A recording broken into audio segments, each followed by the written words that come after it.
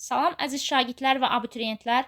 Hər birinizi xoş gördük. Bugün sizlər üçün Fizika 2025 tim test toplusunda Newton qanunları dərsində Newtonun 2-ci və 3-cü qanunları mövzusuna aid olan testlərin izahını verəcəyəm. Sualların izahına keçməmişdən öncə YouTube kanalımıza abunə olmağı unutmayın ki, digər dərslərin də izahları gəldikdə xəbərdar olasınız. Gəlin başlayaq birinci sualdan. Şərtdə deyilir ki, aşağıda eyni bir maddi nöqtənin müxtəlif hərəkət tərnikləri verilmişdir. Hansı halda maddi nöqtəyə ən kiçik əvəzləyici qüvvə təsir edir? Biz Newtonun 2-ci qanunundan bilirik ki, hansı ki əvəzləyici qüvvəmiz F əvəzləyici bərabərdir. M vurulsun A-ya bərabərdir. Buradan əvəzləyici qüvvə aydındır ki, təcillə düz asılıdır. Deməli, mən əvəzləyici qüvvənin ən kiçiyini istəyirəmsə, təcilin də ən kiçik olanına baxmalıyam. Fikir versəz, variantlardan da aydın görünür ki, bu bərabər təcilli hərəkətdir. Bərabər təcilli hərəkətdə koordinatın zamandan asılıq tənliyi x bərabərdir. x0 üstə gələk v0 x t üstə gəlinsin. Ax t kvadratı bölə 2 şəklindədir. T kvadratının qarşısındakı bizə ax bölə 2-ni verəcək.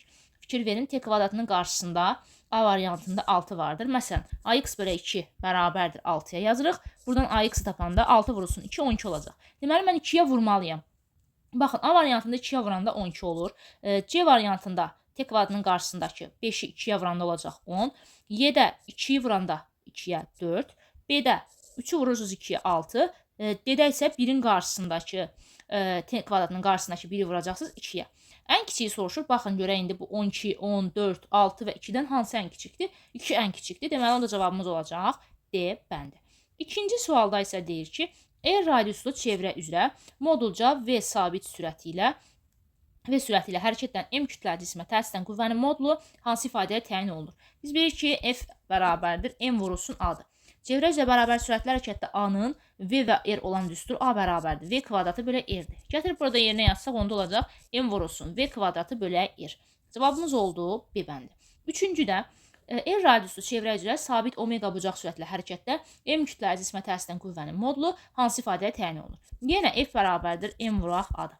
İndi çevrə üzrə bərabər sürətli hərəkətdə mərkəzə qaçma təcilinin omega və radius olan düsturu A bərabərdir. Omega kvadratı vuraq R-dir. Gətirib yerinə yazsaq, onda olacaq M vurulsun omega kvadratı R. Baxaq, D bəndində doğru cavab verilmişdir. 4-də cismə qarşılıqlı perpendikulyar istiqamətdə yönəlmiş iki qüvvə təsirdir. F1 bərabərdir F2, bu cismin təcili hansı istiqamətdən yönəlir?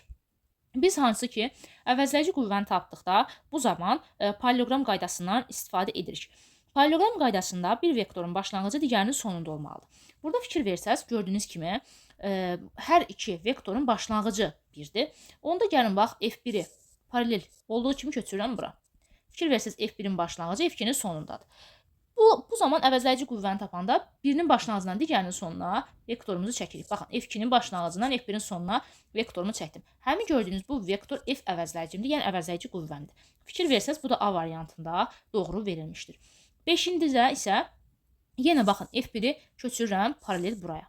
Gördüyünüz kimi F2-nin sonu F1-in başlanğıcındadır. Və artıq indi burada F2-nin başlanğıcından F1-in sonuna çəkəcəyim ox mənim olacaq əvəzləyici qüvvəm. 6-cı sualımızda isə deyir ki, qarşılıqlı təsirdə olan iki cismin kütlələrinin nisbəti M1 bölə M2 4 verilir. Onların təcillərinin A2 bölə A1 nisbətini hesablayın. Newtonun 3-cü qanunundan biz bilirik ki, qarşılıqlı təsirdə olan iki cismin qarşılıqlı təsir qüvvəsi qiymətcə bir-birinə bərabər, istiqamətcə əksdir. Yəni, bunların ədədi qiymətləri bir-birinə bərabərdir. Onda yazarıq ki, F1 bərabərdir F2. Ədədi qiymətcə bərabər götürdükdə F1-in yerinə yazaram M1 A1. F2-ni yenə yazaram M2 vuraq A2. Buradan aydın olur ki, kütlə ilə təcil bir-birindən tərs asılıdır. Yazaq onda M1 bölə M2 bərabərdir A2 bölə A1-ə. M1 bölə M2 4-dürsə də elə A2 bölə A1-im də 4 olacaq. Cavabımız olduğu Y bəndi. 7-ci sualda F bölə omega nisbətinin ifadəsini tapmağımızı bizdən istəyir.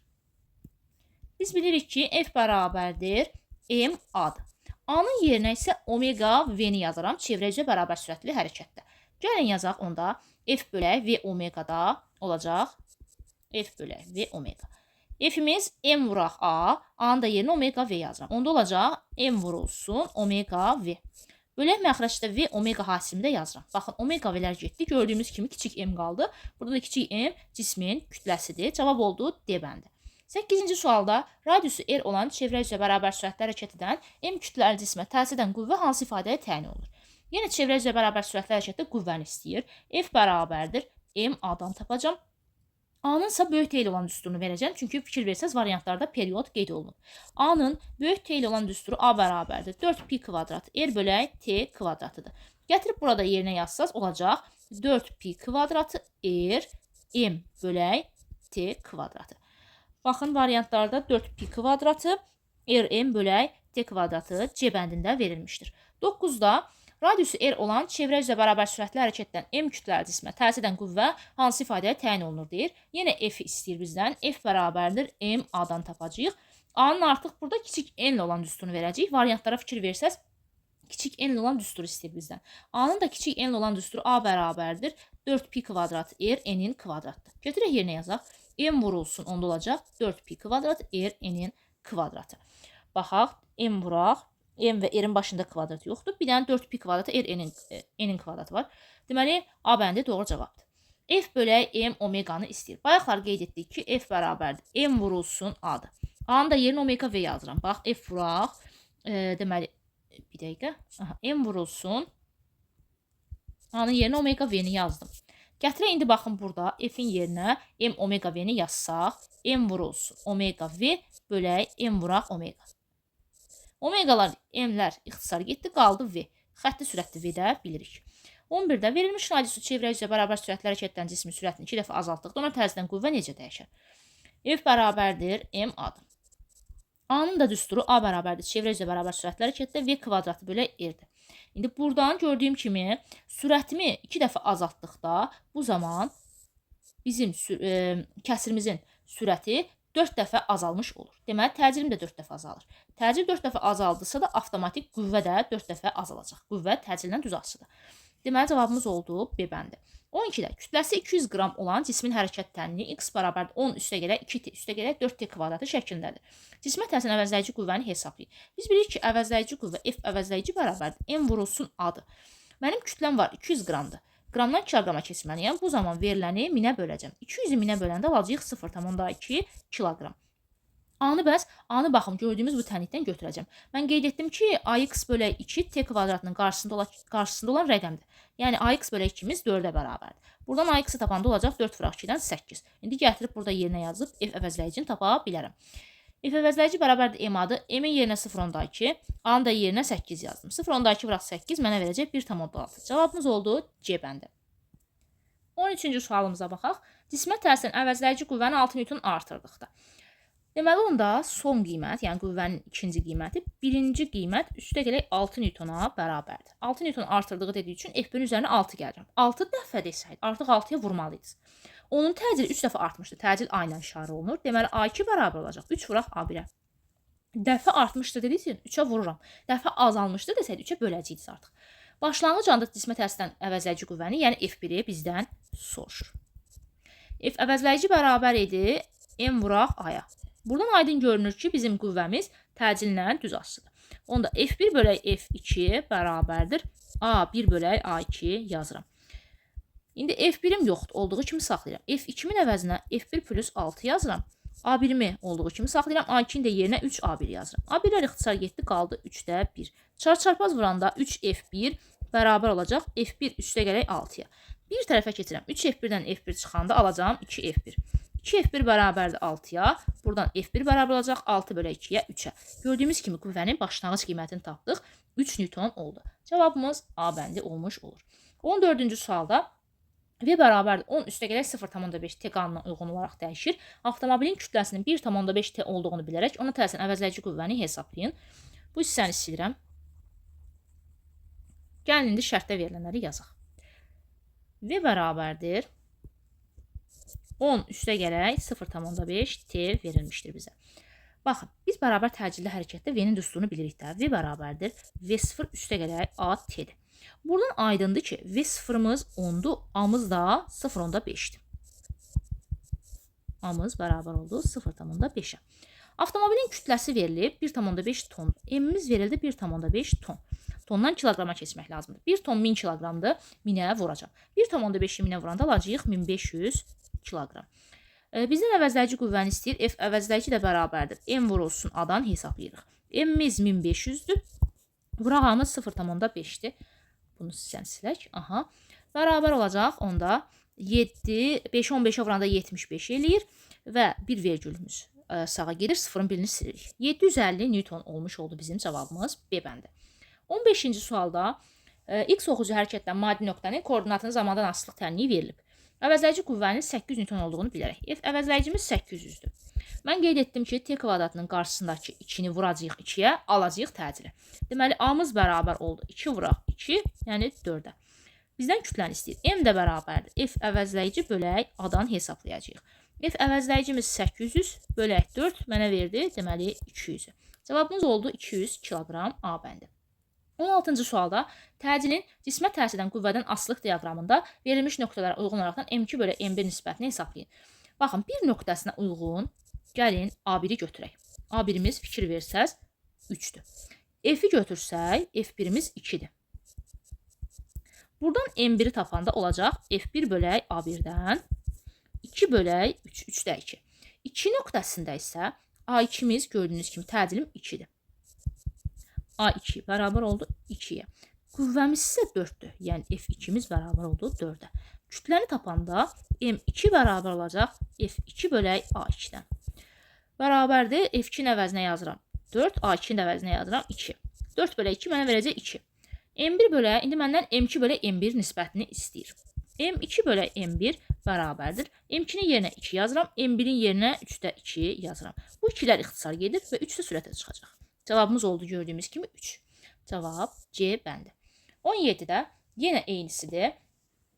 Təcilin cismin kütləsindən asılılıq diaqramında verilmiş nöqtələrə uyğun qüvvələrin F2 bölü F1 nisbətini istəyir bizdən. Baxın, bir nöqtəsinə uyğun A-nı götürürəm. A1-im bərabərdir 3-ə. Eyni ilə kütləmi götürürəm. Fikir versəz 2-dir. M1-im bərabərdir 2-yə. Buradan F1-i tapanda olacaq M1 A1, 3 vuraq 2, 6 Newton. 2 nöqtəsində isə kütləmiz verildi. M2-miz bərabər oldu 4-ə. Təcilimiz verildi 2-yə. A2 də bərabər oldu 2. F2-ni tapanda M2 vuraq A2-dən olacaq 4 vuraq 2, 8 Newton. Məndən F2 bölək F1 nisbətini istəyir. Yəni 8 bölək 6. 2 ixtisar aparıram sürətdə 4, məxrəcdə 3 qalır. 4 bölək 3. B bəndi doğru cavabdır. 18-ci sualda cismə təsirin əvəzləyici qüvvənin zamanda asılılıq qrafiki verilmişdir. Hansı zaman intervalında cisim bərabər təcilli hərəkət edir? Bərabər təcilli sözü varsa, təcil deməli sabitdir. Təcil sabit isə də əvəzləyici qüvvə də sabitdir. Qüvvənin sabit olduğu hissə fikir verin, AB hissəsidir. Keçək indi 19-cu sualımıza. Şərtdə deyilir ki, cismə təsir edən əvəzləyici qüvvənin modulunun zamanda asılılıq qrafiki verilmişdir. Hansı zaman intervalında cisim bərabər təcilli hərəkət edir? Qeyd etdiyimiz kimi qüvvə sabit olan hissəyə baxacağıq. Baxın, AB hissəsidir. Qeyd edərsiniz ki, müəllim belə bir sual verərsiniz ki, CD hissəsində qüvvədə sabitdir, axı sıfırdan sabitdir. Niyə biz bunu bərabər təcilli hərəkət götürmürük? Fikir versəz sıfırdan sabitdir. Qüvvə hansı halda sıfır olur? Cisim ya sükunətdə qalarsa, ya da düz xətli bərabər sürətlə hərəkət edərsə. Və bu zaman hərəkət həm sükunətdə, həm də düz xətli bərabər sürətlə hərəkətdə təcilimiz sıfıra bərabərdir. Təcilm sıfırsa artıq deməli qüvvəm də, əvəzləyici qüvvəm də sıfırdır. Və belə olan halda bu artıq bərabər təcilli hərəkətə aid deyildir.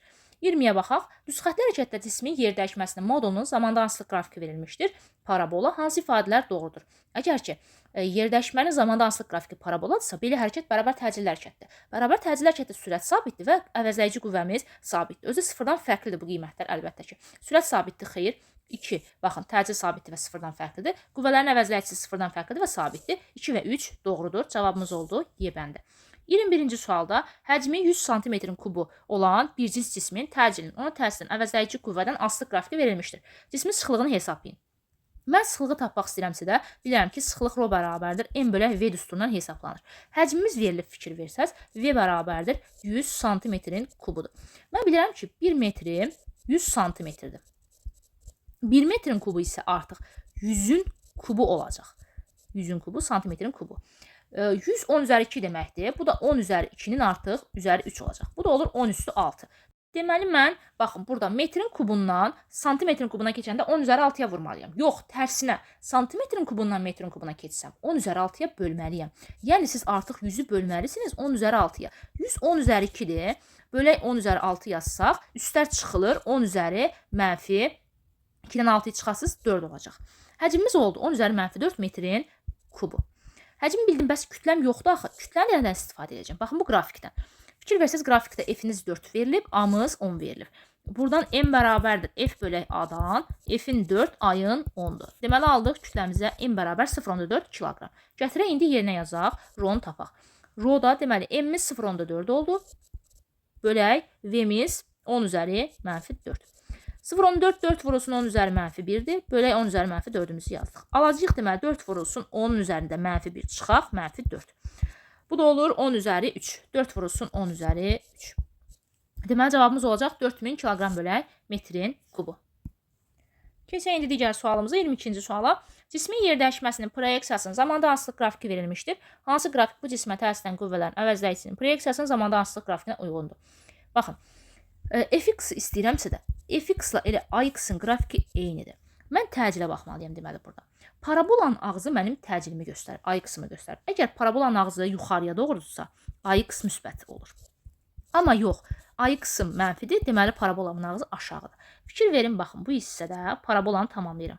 Gördüyümüz kimi parabolanın ağzı aşağıyadır. Deməli, onda B olan halda ax-ımız mənfidir. Və deməli, mənim fx-ım da mənfidir və sabitdir. Niyə? Çünki hərəkət bərabər təcilli hərəkətdir. Deməli, bizim əvəzləyici qüvvəmizin də proyeksiyası sabitdir. Mənfidən sabit olan hal, baxın, birincidə A bəndində var, gördüyümüz kimi. B-də də var. Amma C-də baxın, müsbətdən sabitdir. D-də müsbətdən sabitdir, Y-də də müsbətdən sabitdir. Deməli, bunların heç biri doğru deyil.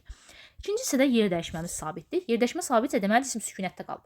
Sükunətdə qalmaq demək sürətin 0 olmağı deməkdir. Sürət 0-dırsa avtomatik təcil də 0-dır və əvəzləyici qüvvə də 0-dır. Baxın 0 olmalıdır. A-da da B-də də 0 verilib. Düzdür. Deməli, üçüncü hissəyə baxmaq lazımdır. Üçüncü hissədə gördüyünüz kimi paraboladır və parabolanın da ağzı aşağıyadır. Və bu artıq deməli ax-ım mənfidir və mənim belə olan halda artıq mənfidən sabit olmalıdır qrafikim. Mənfidən sabitdə fikir versəz A bəndində doğru cavab verilmişdir. B bəndində müsbətdən sabit verilib. Bu artıq səhvdir. Gəlin keçək indi 23-cü suala. Şərtdə deyilir ki, Newton vuraq saniyə bölək kiloqram ifadəsi hansı fiziki əhəmiyyətin vahidinə uyğundur? Newtonu açacağam. Kiloqram vuraq metr bölək saniyə kvadratı şəklində. Vuraq saniyəmi də yazıram. Həmçinin məxrəcdə bölək kiloqramı da yazaq. Bax, saniyə gedir məxrəcdəki saniyənin kvadratından 1 ilə gedəcək. Deməli, aldıq ki, kiloqram vuraq metr. Bax, bu saniyə də gördüyümüz kimi məxrəcə inəcək. Saniyə vuraq, kiloqramı da məxrəcdə yazıram. Bax, kiloqramlar getdi.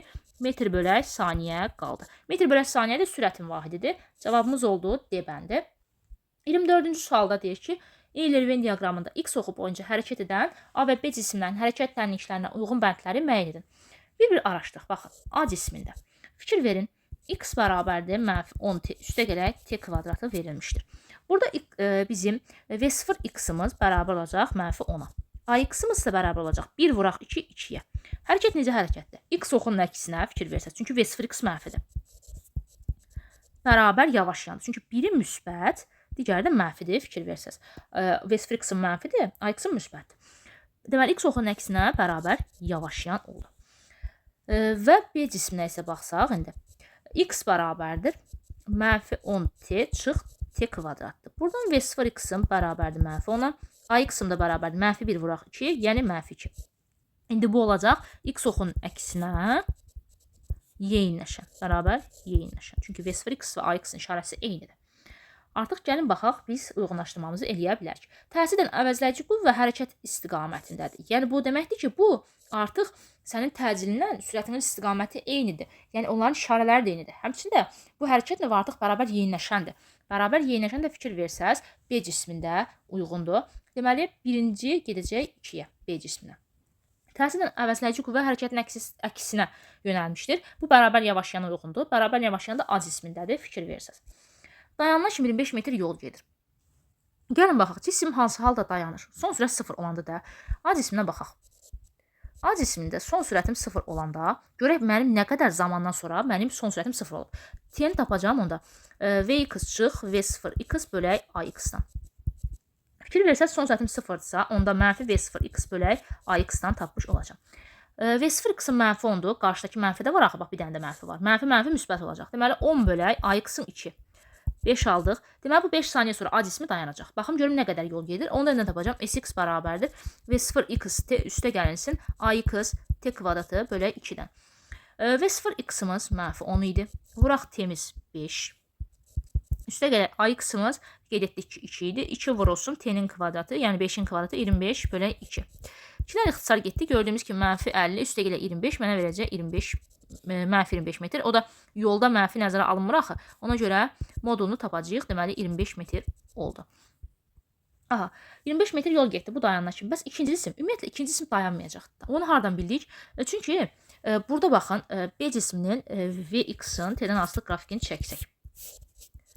B0x-ın mənfidirsə qrafik mənfi 10-dan başlayacaq və AX-ın mənfidir. Deməli qrafikin ağzı aşağıya doğru olacaq. Və burada artıq sürət 0 olmayacaq axı. Çünki sürətin 0 olmağı o deməkdir ki, gəlir bax burada müəyyən bir t zamanında burada son sürətim 0 olur. Son sürətim 0 olmur artıq deməli. Deməli bu cisim dayanmayacaq artıq. Ona görə də bu 25 metr sadəcə A cisminə aid olmuş olacaq üçüncümüz. 3-ü də deməli yazdıq 1-ə. X oxunun əks istiqamətində hərəkət edir. Baxın, fikir versəz, hər ikisinə də X oxunun əks istiqamətində yazmışıq. Deməli, bu artıq ortağa getdi. Bərabər yeyinləşən hərəkət edir. Bərabər yeyinləşən, deməli, B variantında var idi. A-da bərabər yavaşlayan idi. Bu 5-ci də getdi, deməli, bizim B cisminə. 1-ə getdi 2, 3. 2-yə getdi 1, 5. 3-ə də getdi 4. 2, 3, 1, 5, 4. 2, 3, 1, 5, 4 debəndi, doğru cavabdır. 25-də.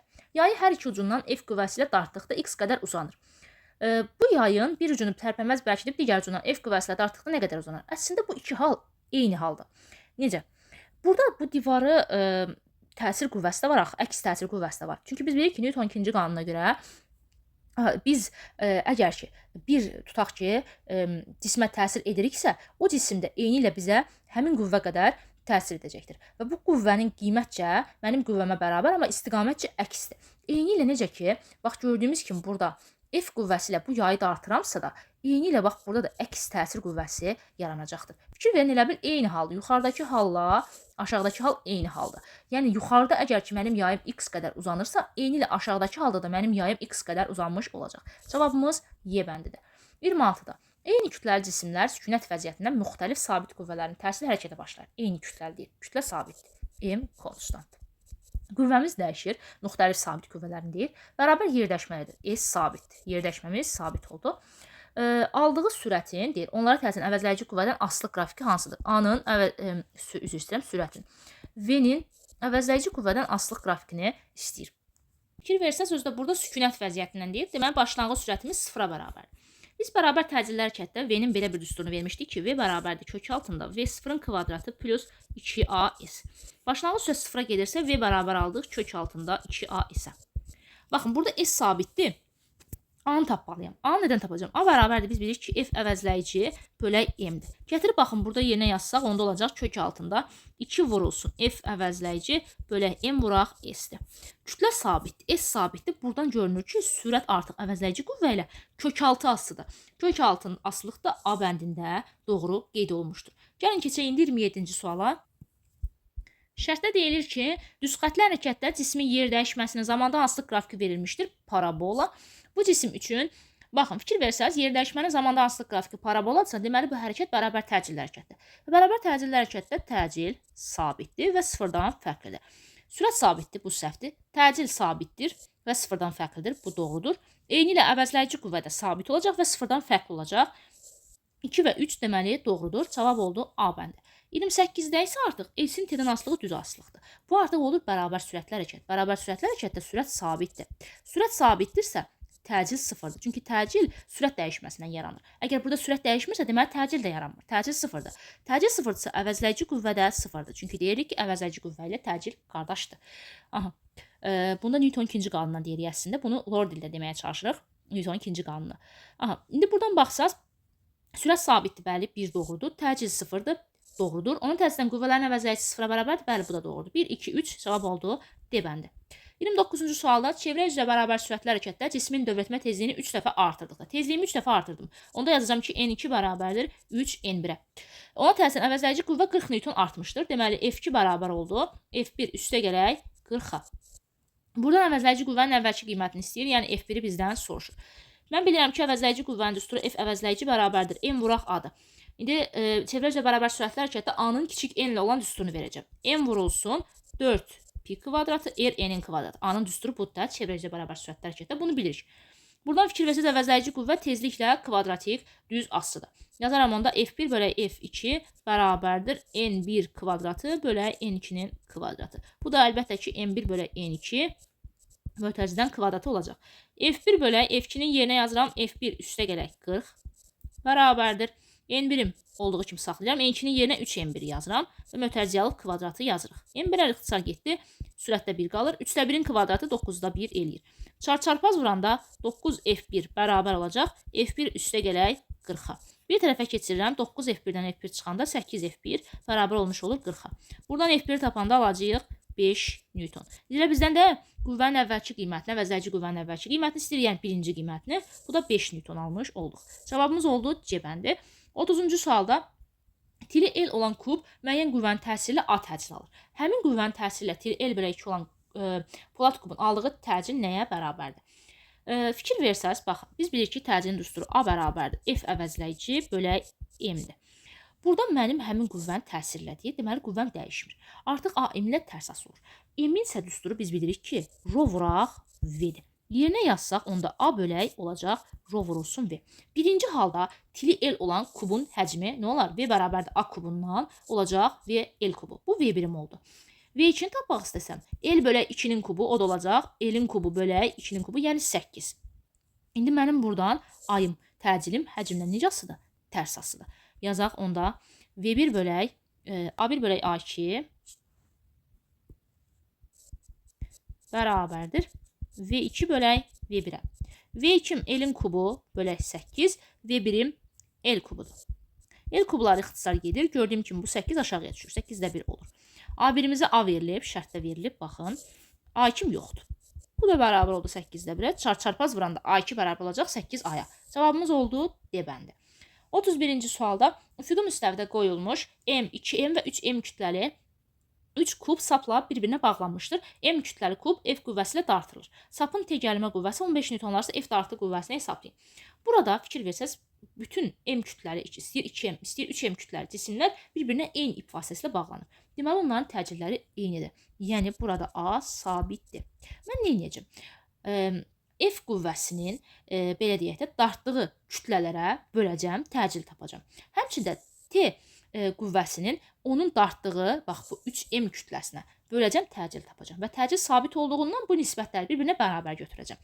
F hansılar da artır? Həm M-i, həm 2M-i, həm 3M-i də artır. Ona görə F-i böləcəm, M üstə gələk 2M, bir də üstə gələk 3M-ə. Bunu da bərabər götürəcəm. T-ni böləcəm, dartdığı 3M-ə. Baxın, F bölək alırıq onda. 2M üstə gələk M, 3M, 3M üstə 3M gəl, olacaq 6M.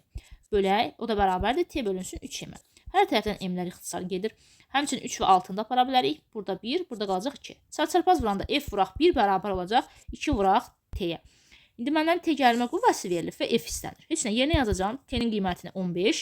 2 vur 15 mənə verəcək 30 Newton. Cavabımız oldu D bəndi. Keçək 32-ci sualımıza. 32-ci sualımız da eyni ilə 31 kimidir. Baxın, F artıq verilib, bizdən tegəlmə qüvvəsini istəyir. F hansı kütlələrdə artır?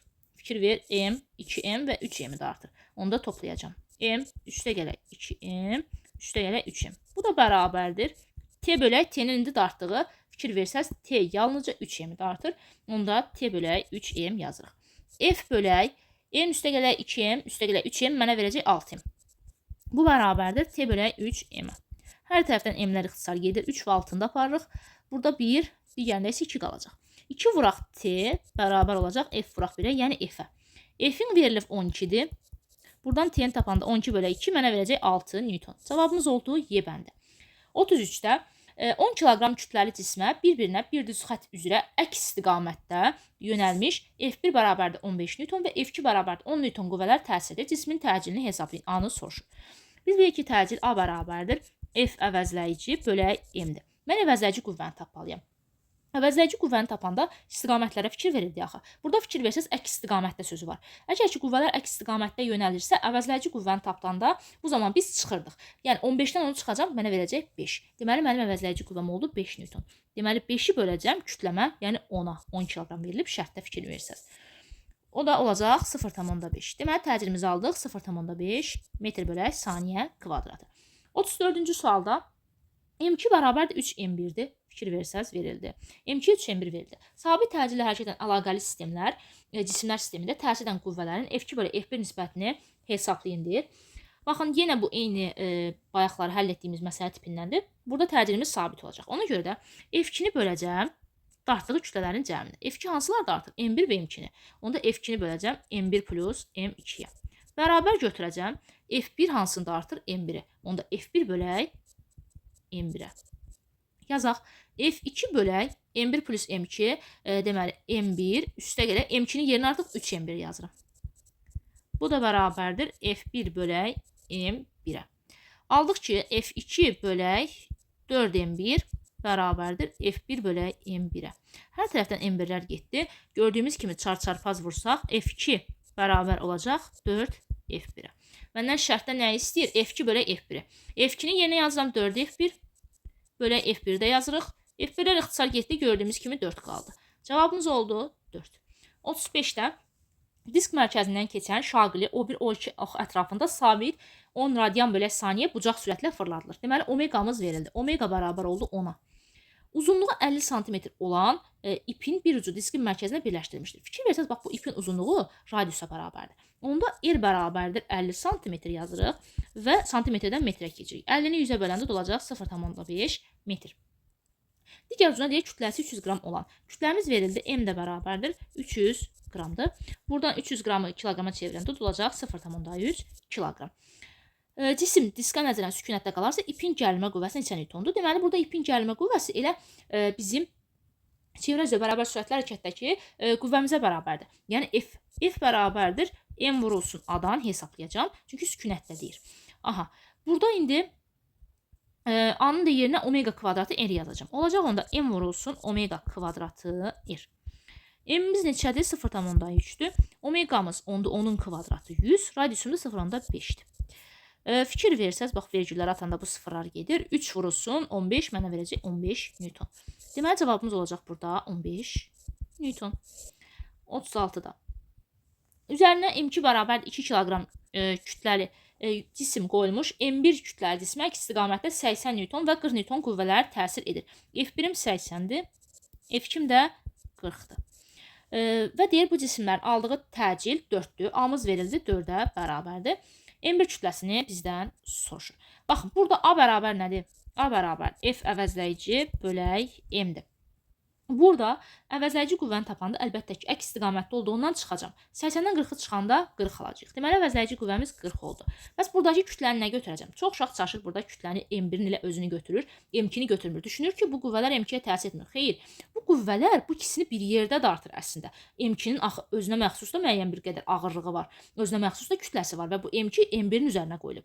Deməli, onda mən bu kütlələri toplamalıyam. M1 üstə gələk M2 yazacağım artıq burada. M1 üstə gələk M2. Bu da bərabərdir təcilmizə, yəni 4'ə. M1 üstə gələk M2 bərabər olacaq 40 bölək 4 10'a. Buradan M1'imiz yoxdur. Üstə gələk M2'miz 2 idi. Bu da bərabər 10 yazdıq. Buradan M1'i tapanda 10 çıxaq 2, 8 verəcək. Deməli, cavabımız oldu 8 kiloqram. 37-də bayaqki məsələlərin eynisidir. Baxın, fikir versəz, deyir T1 gərilmə qüvvəsi 20 Newtonlarsa T2 gərilmə qüvvəsini tapın. Əvvəlcə T1 görək hansı kütlələr dartır? Bax, 2M və 3M dartır. Onda T1 bölək 2M üstə gələk 3M bərabərdir T2 bölək T2 hansını dartır? Yalnızca 3M dartır. Onda T2 bölək 3M yazırıq. T1'in 20'dir. Bölək 2M üstə gələk 3M 5M eləyir. O da bərabərdir T2 bölünsün 3M. M-lər ixtisar gedir. Buradan T2'ni tapanda olacaq 20 vurulsun 3 bölək 5. 20 və 5'i ixtisar parıq. Məxrəcdə 1, sürətə 4 qalır. 4 vurulsun 3, o da mənə verəcək 12 Newton. Cavabımız oldu 12. Keçək indi 38-ci suala. Eynisi verilib burada da. Fikir verin artıq burada sapın T gərilmə qüvvəsinin qiyməti 20 Newton verilib. F gərilməni istəyir. Baxaq. T sadəcə M kütləli cismi də artır. Baxın, fikir versəz. F gərilmə isə həm 2M-i də artır, həm də ki M-i də artır. Onda bərabər götürürəm. F gərilmə bölə 2M plus M yazırıq. T-nin qiyməti 20 Newton verildi. Bölək M bərabərdir F gərilmə bölə 2M üstə gələk M 3M edir. M-lər ixtisar gedir, hər tərəfdən aparıram. Buradan F gərilmə bərabər olacaq 3 vuraq 20-yə, yəni 60-a. Deməli cavabımız oldu 60 Newton. 39-da yüklər sistemi hərəkətə başladıqdan 3 saniyə ərzində zaman verildi. Deməli, T-miz verildi 3 saniyədir. Cismin yer dəyişmə, ikinci cismin yer dəyişməsinin modulunu hesablayın. S istəyir. Biz bilirik ki, S bərabərdir A T kvadratı bölək 2-dir. Buradan A-nı tapmalıyam. A-nı da nədən tapacam? A-nın düsturunu mən əvvəlki videolarda çıxarılışla bir yerdə almışdım. Belə blok veriləndə bizə. A bərabər olacaq. M1 çıx M2 bölünsün. M1 üstə gələk M2 vuraq J.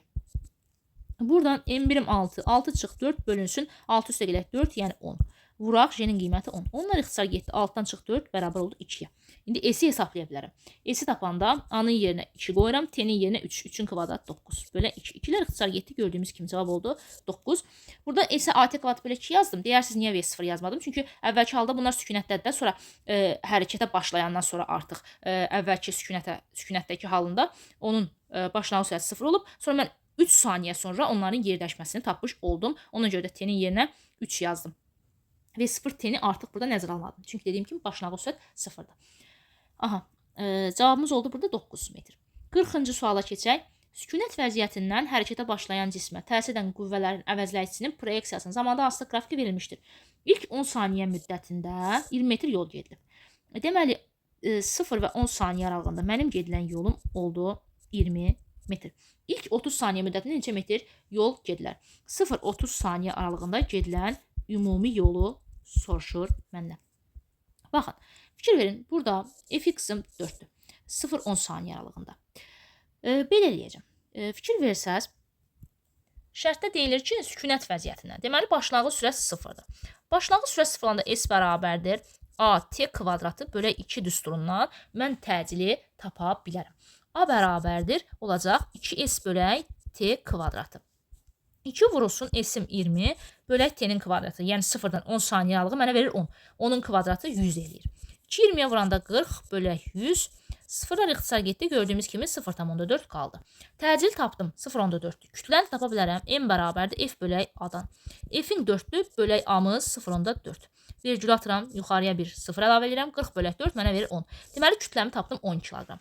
İndi isə 0 və 30 saniyə aralığında mən yolu tapmaq üçün buradakı 0 və 30 saniyə aralığındakı başlanğıc sürəti bilməliyim. Deyirsiniz ki, ay müəllim, dedik başlanğıc sürəti 0 daxil.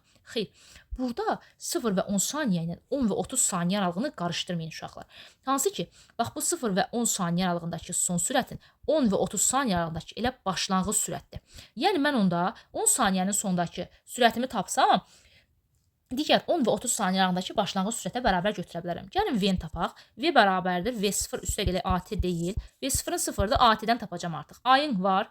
Baxın 0,4 tapdınız. 0,4 vuraq T-miz də 10. Aldıq 4. Deməli, mənim buradakı son sürətim 10 saniyənin sondakı son sürətim 4-dürsə, artıq 10 və 30 saniyə aralığındakı başlanğıc sürətim 4-dür. Yəni burada artıq V0 bərabər olur 4-ə. Bu 10 və 30 saniyə aralığıdır. Bəs zamanım neçə olacaq? 10 və 30 saniyənin aralığı əlbəttə ki 20 olacaq. 30-dan 10 çıxanda T oldu 20 saniyə. Bəs mənim burada A-mı da tapmalıyam. A-nı artıq A bərabərdir, AX bərabərdir. Fx bölək M-dən tapacam. Deyirsiniz ki, A-nı tapmışdıq. Axı, məsələn, burada 0,4 idi. Siz 0-10 saniyə aralığı üçün A-nı tapmışdınız. 10 və 20-30 saniyə üçün artıq A eyni olmayacaq. Çünki qüvvə fərqlidir. Baxın, yuxarıda 4-dür, aşağıda -2-dir. Buradan A-nı tapanda Fx-imiz gördüyünüz kimi -2 bölək M-miz kütləyə necə tapdıq? 10 tapdıq.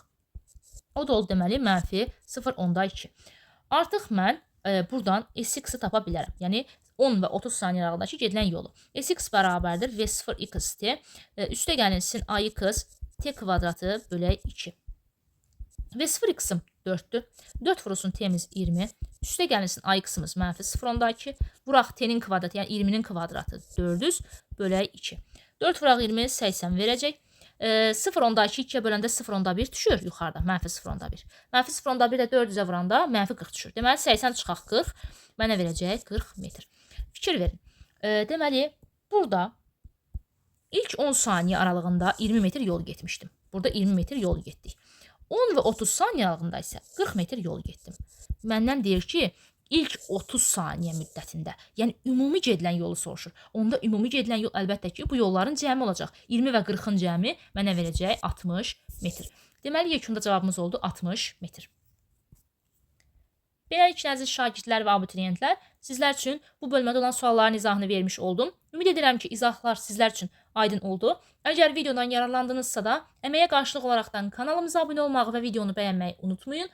Digər videolarda görüşənədək özünüzə yaxşı baxın, sağ olun.